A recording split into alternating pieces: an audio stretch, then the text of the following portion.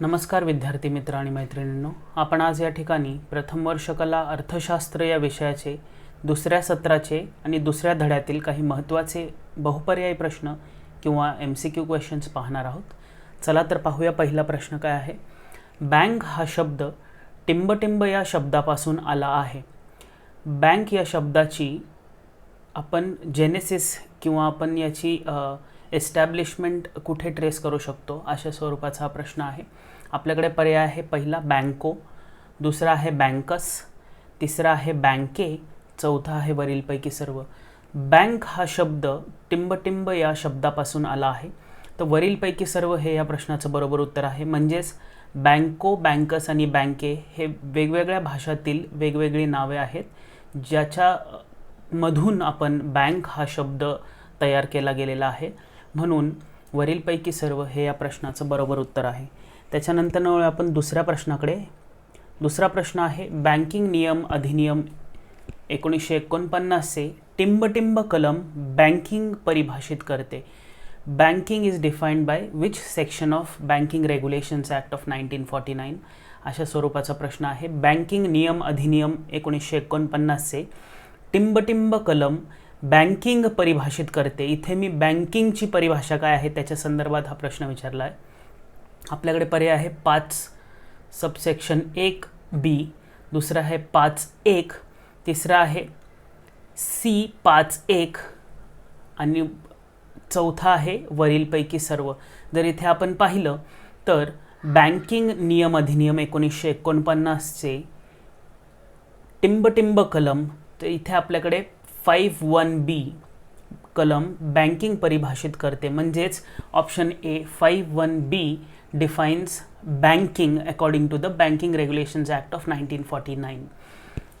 त्याच्यानंतर आपण तिसऱ्या प्रश्नाकडे. तिसरा प्रश्न आहे. टिंबटिंब कर्जाच्या उद्देशाने ठेवी स्वीकारणे अशी व्याख्या केली जाते किंवा अशी व्याख्या केली आहे. कशाची व्याख्या? कर्जाच्या उद्देशाने ठेवी स्वीकारणे अशी व्याख्या केली गेलेली आहे. आपल्याकडे पर्याय आहे बँकिंग, दुसरा आहे इन्व्हेस्टमेंट किंवा गुंतवणूक, तिसरा आहे बचत, चौथा आहे विमा. जर इथे आपण पाहिलं तर बँकिंग याची व्याख्या अशी केली गेलेली आहे की आपण कर्जाच्या उद्देशाने ज्या ठेवी स्वीकारतो त्याला आपण बँकिंग म्हणतो. म्हणजेच accepting deposits for the purpose of lending याला आपण बँकिंग सोप्या भाषेत म्हणतो. त्याच्यानंतर वळूया आपण चौथ्या प्रश्नाकडे. चौथा प्रश्न आहे. खालीलपैकी कोणती प्रेसिडेन्सी किंवा अध्यक्षीय बँक नाही? प्रेसिडेन्सी किंवा अध्यक्षीय बँक नाही. आपल्याकडे पर्याय आहे बँक ऑफ बॉम्बे, दुसरा आहे बँक ऑफ गुजरात, तिसरा आहे बँक ऑफ कलकत्ता आणि चौथा आहे बँक ऑफ मद्रास. जर इथे आपण पाहिलं तर बॉम्बे, कलकत्ता आणि मद्रास ह्या ब्रिटिश इंडियामधल्या काही प्रेसिडेन्सीज होत्या, पण बँक ऑफ गुजरात किंवा गुजरात ही एक प्रेसिडेन्सी नव्हती.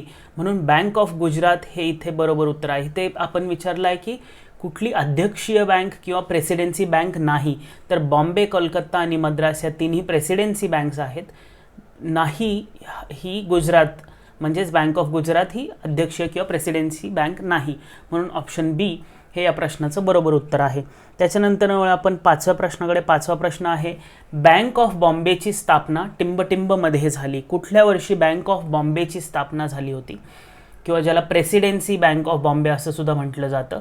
तर आपल्याकडे पर्याय आहे 1800, दुसरा आहे 1820, तिसरा आहे 1830 आणि चौथा आहे 1840. जर इथं आपण पाहिलं तर बँक ऑफ बॉम्बेची स्थापना ही 1840 रोजी झाली होती. म्हणून ऑप्शन डी 1840 हे या प्रश्नाचं बरोबर उत्तर आहे. त्याच्यानंतर आपल्याकडे दोन अजून राहिलेले आहेत प्रेसिडेन्सी बँक. तर दुसरी प्रेसिडेन्सी बँक आणि त्याची स्थापना, त्याच्या संदर्भात प्रश्न आहे. बँक ऑफ मद्रासची स्थापना टिंबटिंबमध्ये झाली. बँक ऑफ मद्रासची स्थापना आपल्याकडे पर्याय आहे 1839, 1843, 1847 आणि 1851. जर इथे आपण पाहिलं तर बँक ऑफ मद्रासची स्थापना ही 1843 म्हणजेच ऑप्शन बी मध्ये झाली. तर ऑप्शन बी 1843 हे या प्रश्नाचं बरोबर उत्तर आहे. तर आपण पहिलं पाहिलं होतं बँक ऑफ बॉम्बे, जी 1840मध्ये स्थापित झाली. त्याच्यानंतरनं बँक ऑफ मद्रास ही 1843मध्ये स्थापित झाली. त्याच्यानंतरनं तिसरी बँक उरती आहे बँक ऑफ कोलकाता किंवा कलकत्ता, याची स्थापना टिंबटिंबमध्ये झाली. अशा स्वरूपाचा प्रश्न आहे पुढचा. आणि आपल्याकडे पर्याय आहे 1805, 1809, 1813 आणि 1815. जर इथे पाहिलं तर तिन्ही प्रेसिडेन्सी बँक्स ज्या आहेत बॉम्बे, कोलकाता आणि मद्रास, त्याच्यातील सगळ्यात पहिली जी स्थापित झालेली बँक होती ती बँक ऑफ कलकत्ता ही होती आणि तिची स्थापना 1809 साली झालेली होती. म्हणून ऑप्शन बी 1809 हे या प्रश्नाचं बरोबर उत्तर आहे. जर आपण क्रमानुसार जर पाहिलं तर सगळ्यात पहिली जी स्थापित झाली ती होती बँक ऑफ कलकत्ता 1809मध्ये, त्याच्यानंतरनं बँक ऑफ बॉम्बे 1840मध्ये आणि त्याच्यानंतरनं बँक ऑफ मद्रास 1843मध्ये. खूप महत्त्वाच्या बँक आहेत ह्या, त्यामुळे त्यांचे कधी स्थापना झाली याच्या संदर्भात प्रश्न येऊ शकतो आणि ते अशा स्वरूपाचे प्रश्न असू शकतात. त्यामुळे आपण हे तिन्ही प्रश्न इथे कव्हर केलेले आहेत. त्याच्यानंतर वळ आपण 8व्या प्रश्नाकडे. 8वा प्रश्न आहे प्रेसिडेन्सी बँक्स किंवा अध्यक्षीय बँकांमध्ये टिंबटिंबमध्ये एकत्रित करण्यात आल्या. प्रेसिडेन्सी बँक ह्या 1920 साली एकत्रित करण्यात आल्या आणि त्यांचं नाव बदललं गेलं किंवा त्यांचं एक नवीन नाव ज्याला ॲमॅल्गमेशन म्हणतो आपण, त्यांचं ॲमॅल्गमेशन झालं या तिन्ही प्रेसिडेन्सी बँकेचं, म्हणजे bank of Kolkata, bank of Madras आणि बँक ऑफ बॉम्बे या तिन्ही बँकेंचं ॲमॅल्गमेशन किंवा एकत्रीकरण झालं आणि त्या बँक आणि एक नवीन संस्था उभी झाली 1920मध्ये. त्याचं नाव काय होतं? आपल्याकडे पर्याय आहे इम्पेरियल बँक ऑफ इंडिया, दुसरा आहे रॉयल बँक ऑफ इंडिया, तिसरा आहे स्टेट बँक ऑफ इंडिया आणि चौथा आहे वरीलपैकी काहीही नाही. जर इथे आपण पाहिलं तर बँक ऑफ बॉम्बे, कोलकाता आणि मद्रास या तिन्ही बँकेंचं एकत्रीकरण झालं 1920 साली आणि इम्पेरियल बँक ऑफ इंडिया या संस्थेची स्थापना झाली. म्हणून option A imperial bank of India हे या प्रश्नाचं बरोबर उत्तर आहे. त्याच्यानंतर आपण वळूया 9व्या प्रश्नाकडे. 9वा प्रश्न आहे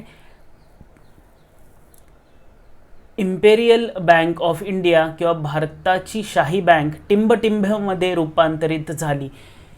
नंतर आपण इथे पाहिलं होतं मागील प्रश्नामध्ये 8व्या प्रश्नामध्ये की प्रेसिडेन्सी बँक यांचं एकत्रीकरण होऊन इम्पेरियल बँक ऑफ इंडिया 1920 साली उभी झाली किंवा तयार झाली. पुढे ह्याच इम्पेरियल बँक ऑफ इंडियाचं रूपांतरण कुठल्या बँकेमध्ये झालं अशा स्वरूपाचा 9वा प्रश्न आहे. तर आपल्याकडे पर्याय आहे स्टेट बँक ऑफ इंडिया, दुसरा आहे स्टेट बँक ऑफ बॉम्बे, तिसरा आहे स्टेट बँक ऑफ कोलकाता आणि चौथा आहे स्टेट बँक ऑफ मद्रास. जर इथे आपण पाहिलं तर ज्या 3 प्रेसिडेन्सी बँक्स आहेत त्या 1920मध्ये एकत्रित येऊन इम्पेरियल बँक ऑफ इंडिया या संस्थेची स्थापना झाली होती आणि त्याच्यानंतरनं इम्पेरियल बँक ऑफ इंडियाचं रूपांतर हे 1955 साली स्टेट बँक ऑफ इंडियामध्ये झालं. त्यामुळे option A state bank of India हे या प्रश्नाचं बरोबर उत्तर आहे. त्याच्यानंतर आपण वळूया 10व्या प्रश्नाकडे. 10वा प्रश्न आहे खालीलपैकी कोणती बँकेची प्राथमिक कार्य दर्शविते? प्राथमिक कार्य किंवा primary functions of a bank. आपल्याकडे पर्याय आहे ठेवी स्वीकारणे किंवा एक्सेप्टन्स ऑफ डिपॉझिट्स, दुसरा आहे कर्ज देणे किंवा एक्सटेंडिंग लोन्स, तिसरा आहे ठेवी स्वीकारणे आणि कर्ज देणे दोन्हीही आणि चौथा आहे वरीलपैकी काही नाही. जर आपण इथे पाहिलं तर इथे मी हायलाईट केलेलं नाही आहे, मी उत्तर सांगतो तुम्हाला काय आहे या प्रश्नाचं. खालीलपैकी कोणती बँकेची प्राथमिक कार्य दर्शवते? जर आपण प्रायमरी फंक्शन्स किंवा प्राथमिक कार्य पाहिले बँकेचे तर ते 2 महत्त्वाचे प्राथमिक कार्य आहेत, म्हणजेच ठेवी स्वीकारणे आणि कर्ज देणे, acceptance of deposits and extending loans and advances. म्हणून ऑप्शन सी इथे या प्रश्नाचं बरोबर उत्तर आहे. तर खालीलपैकी कोणती बँकेची प्राथमिक कार्य दर्शवते? तर ऑप्शन सी ठेवी स्वीकारणे आणि कर्ज देणे हे दोन्हीही. त्याच्यानंतर आपण 11व्या प्रश्नाकडे. 11वा प्रश्न आहे ठेवी स्वीकारण्याच्या प्राथमिक कार्यात टिंबटिंब ठेवींचा प्रकार समाविष्ट असतो. आपण वरती पाहिलं की प्राथमिक कार्य जे आहे बँकेचं त्याच्यात ठेवी स्वीकारणे आणि कर्ज देणे या 2 गोष्टी आहेत. तर ठेवी स्वीकारणे जे आहे त्याच्यामध्ये कोणत्या प्रकारच्या ठेवी स्वीकारल्या जातात किंवा कोणत्या प्रकारच्या ठेवींचा समावेश आहे? आपल्याकडे पर्याय आहे मुदत ठेवी किंवा टाईम डिपॉझिट्स, दुसरा आहे मागणी ठेवी किंवा डिमांड डिपॉझिट्स, तिसरा आहे मुदत आणि मागणी ठेवी दोन्हीही आणि चौथा आहे वरीलपैकी काही नाही. जर इथे आपण पाहिलं तर ज्याला टाईम डिपॉझिट्स आणि डिमांड डिपॉझिट्स आपण म्हणतो या दोन्ही गोष्टींचा समावेश ठेवींच्या स्वरूपात असतो, म्हणजेच मुदत आणि मागणी ठेवी दोन्ही हे या प्रश्नाचं बरोबर उत्तर आहे. त्याच्यानंतर आपण वळूया 12व्या प्रश्नाकडे. 12वा प्रश्न आहे खालीलपैकी कोणती ठेवी काही ठराविक मुदतीनंतर परतफेड केली जातात? अशी कुठली ठेवी आहे जी काही ठराविक मुदतीनंतर परतफेड केली जाते? आपल्याकडे पर्याय आहे निश्चित ठेवी किंवा फिक्स्ड डिपॉझिट्स, दुसरा आहे आवर्ती ठेवी किंवा रिकरिंग डिपॉझिट्स, तिसरा आहे रोख प्रमाणपत्र म्हणजेच कॅश सर्टिफिकेट आणि चौथा आहे वरीलपैकी सर्व. तर इथे आपण पाहिलं तर या सगळ्या गोष्टी ज्यांना आपण टाईम डिपॉझिट्स म्हणतो या त्या स्वरूपाच्या आहेत, म्हणजेच एका निश्चित मुदतीनंतरनं आपल्याला त्या परतफेड केल्या जातात बँकेतर्फे. म्हणून ऑप्शन डी वरीलपैकी सर्व म्हणजेच फिक्स्ड डिपॉझिट किंवा निश्चित ठेवी, आवर्ती ठेवी किंवा रिकरिंग डिपॉझिट्स आणि रोख प्रमाणपत्र किंवा कॅश सर्टिफिकेट्स या तिन्ही गोष्टी ठराविक मुदतीनंतर परतफेड केले जातात. म्हणून ऑप्शन डी वरीलपैकी सर्व हे या प्रश्नाचं बरोबर उत्तर आहे. त्याच्यानंतर वळूया आपण 13व्या प्रश्नाकडे. 13वा प्रश्न आहे टिंबटिंब अशी डिमांड डिपॉझिट आहेत ज्या कधीही ठेवीदारांनी कोणत्याही वेळी पूर्व सूचना न देता पैसे काढण्यास सक्षम बनवते. अशी कुठली डिमांड डिपॉझिट्स आहेत खालीलपैकी जी एखाद्या ठेवीदाराला कोणत्याही वेळी पूर्व सूचना न देता बँकेला पैसे काढण्यास सक्षम बनवते? आपल्याकडे पर्याय आहे बचत खात्यांमधली जी ठेवी आहे ती म्हणजे सेव्हिंग अकाउंट डिपॉझिट्स, दुसरा आहे चालू खाते ठेवी म्हणजेच करंट अकाउंट डिपॉझिट्स, तिसरा आहे बचत आणि चालू खात्यातील ठेवी दोन्हीही म्हणजे सेव्हिंग अँड करंट अकाउंटमधले, आणि वरीलपैकी काहीही नाही. जर इथे आपण पाहिलं तर हे डिमांड डिपॉझिट्सचे प्रकार आहेत. म्हणजेच ज्यावेळेस ठेवीदाराला वाटेल की त्याला त्या पैसे काढले पाहिजेत त्यांनी, तर त्याला एक त्या प्रकारची ठेवी त्याला एक सक्षमता देते किंवा त्याला तो अधिकार देते. म्हणून इथे जर आपण पाहिलं तर बचत आणि चालू खात्यातील ठेवी दोन्ही हे बरोबर उत्तर आहे. म्हणजेच डिपॉझिटर किंवा ठेवीदाराने कोणत्याही प्रकारची बँकेंना सूचना न देता कुठल्याही वेळी जाऊन ते पैसे तो काढू शकतो. हेच आपल्याला मुदत ठेवीमध्ये मिळत नाही. जर फिक्स डिपॉझिट असेल ते पैसे तर एका निश्चित काळानंतर आपल्याला ते काढता येतात. रिकरिंगमध्येही तेच आहे आणि कॅश सर्टिफिकेटमध्ये त्या स्वरूपाचं आपल्याला ट्रीटमेंट मिळेल. म्हणून इथे 13व्या प्रश्नाचं बचत आणि चालू खात्यातील ठेवी दोन्ही हे बरोबर उत्तर आहे. त्याच्यानंतर वळूया आपण शेवटच्या प्रश्नाकडे. 14वा प्रश्न बँकेच्या प्राथमिक कर्तव्य म्हणून कर्ज मंजूर करण्यात टिंबटिंब समाविष्ट आहे. कुठल्या गोष्टींद्वारे कर्ज मंजूर करण्यात येतं बँकेकडनं? तर आपल्याकडे आहे पहिला पर्याय ओव्हरड्राफ्ट, दुसरा आहे कर्ज, तिसरा आहे रोखपत्र आणि चौथा रोखपत म्हणजेच क्रेडिट ज्याला आपण कॅश क्रेडिट म्हणतो, कॅश क्रेडिट, आणि चौथा आहे वरीलपैकी सर्व. जर इथे आपण पाहिलं तर बँकेच्या प्राथमिक कर्तव्य म्हणून कर्ज मंजूर करण्यात तिन्ही गोष्टींचा समावेश आहे. म्हणजेच ओव्हरड्राफ्ट फॅसिलिटी ही आहे, कर्ज आहे आणि रोखपत किंवा कॅश क्रेडिट सुद्धा आहे. म्हणून वरीलपैकी सर्व हे या प्रश्नाचं बरोबर उत्तर आहे. तर इथे आपण एक 14 प्रश्न कव्हर केलेले आहेत. इथे आता मी थांबतो. तुम्हाला भेटतो नेक्स्ट सेशनमध्ये. थँक्यू.